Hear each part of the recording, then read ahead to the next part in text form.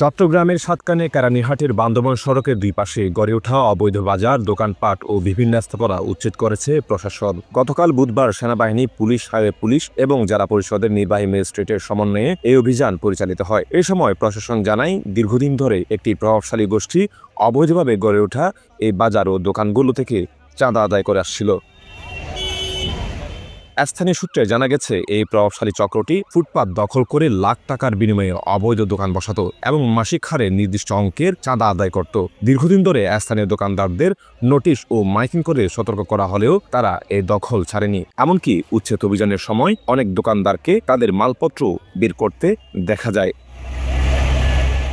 প্রশাসনের এই অভিযানকে স্থানীয়রা স্বাগত জানিয়েছেন। এটি এলাকার যানজট নিরসন এবং ফুটপাতগুলো জনসাধারণের চলাচলের জন্য উন্মুক্ত করতে সহায়ক হবে বলে আশা করা হচ্ছে। এই ঘটনা অবৈধ দখলদারিত্ব এবং চাঁদাবাজির বিরুদ্ধে প্রশাসনের কঠোর অবস্থানের ইঙ্গিত দেয়। শিশির আজাদ, দৈনিক অর্থনীতি।